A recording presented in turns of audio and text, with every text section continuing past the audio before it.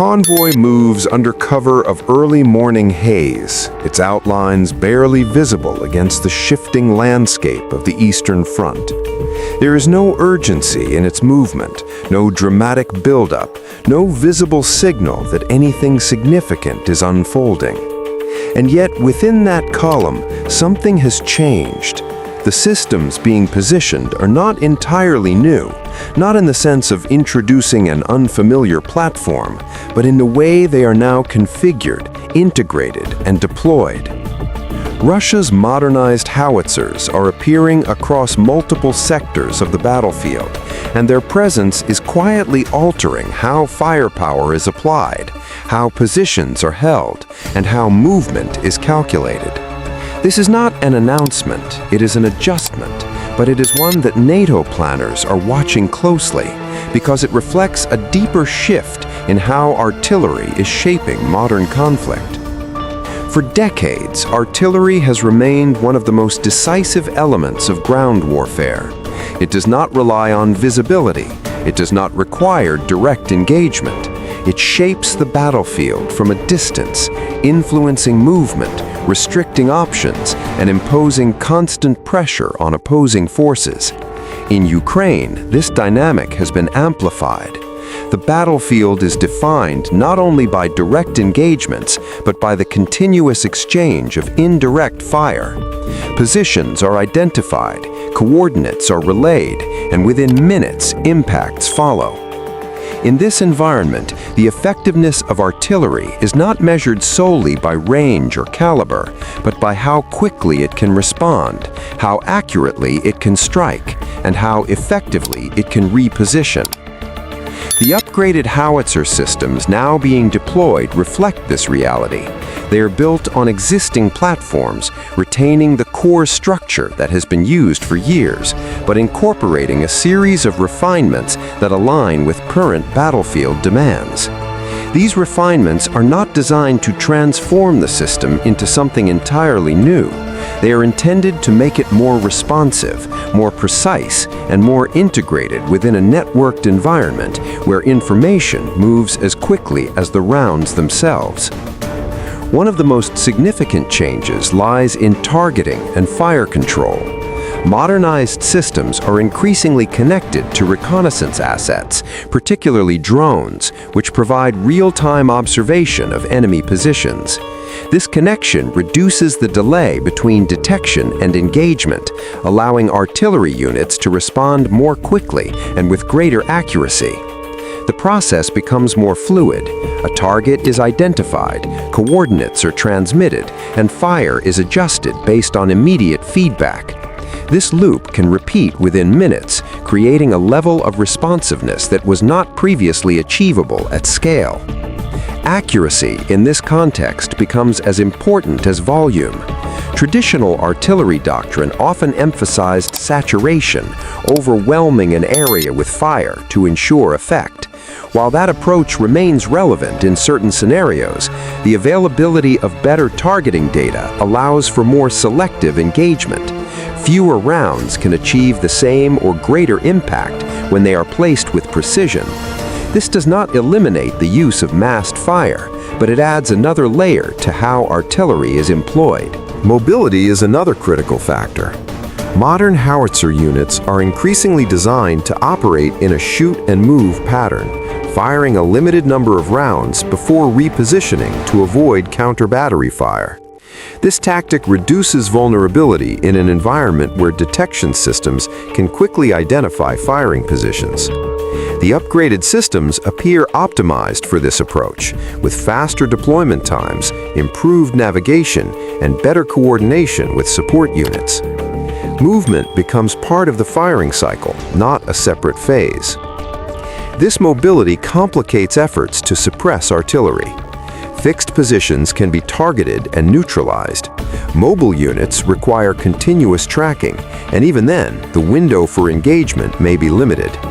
By the time a counter-battery response is prepared, the firing unit may already have relocated. This creates a cycle where both sides are constantly adjusting, attempting to locate and engage each other under conditions of uncertainty. From a strategic perspective, this has broader implications. Artillery is not just a tactical tool. It influences operational planning by shaping what is possible on the ground. When artillery coverage is effective, it can deny movement, protect positions, and support advances without requiring direct engagement. The upgraded howitzers contribute to this effect by increasing the consistency and responsiveness of fire support. They do not need to dominate every engagement. They need to be present, coordinated, and reliable. For NATO planners, the significance of this development lies in how it affects the overall balance of the battlefield. Western military doctrine has increasingly emphasized precision, integration, and technological superiority.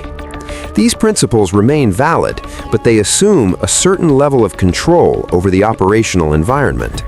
When opposing systems evolve in ways that reduce predictability, that control becomes more difficult to maintain.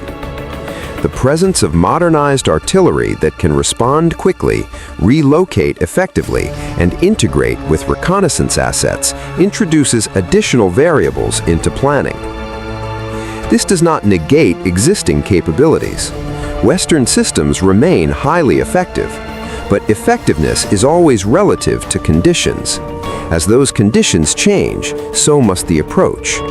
The upgraded howitzers represent one aspect of that change, reflecting a broader trend toward adaptability and integration. The economic dimension also plays a role in understanding this shift. Upgrading existing artillery platforms is more efficient than developing entirely new systems. It allows for faster deployment and wider distribution, ensuring that improvements can be applied across multiple units rather than limited to a few high-value assets. This approach supports sustained operations by maintaining a balance between capability and cost. It also allows for continuous refinement, incorporating lessons learned from the battlefield without waiting for long development cycles. This cycle of adaptation is particularly important in a conflict that shows no signs of stabilizing. Conditions change, threats evolve, and systems must adjust accordingly. The modernized howitzers are part of this process, reflecting an ongoing effort to align equipment with operational reality.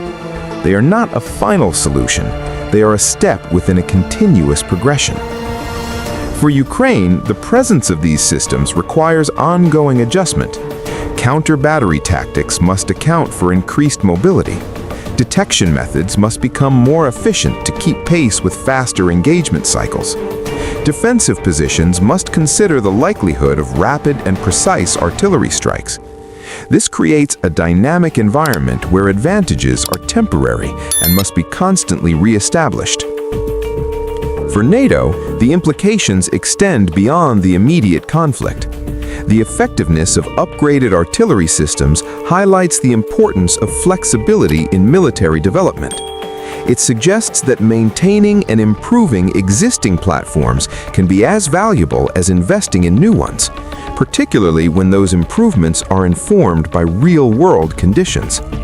This has implications for procurement strategies, training, and doctrinal development.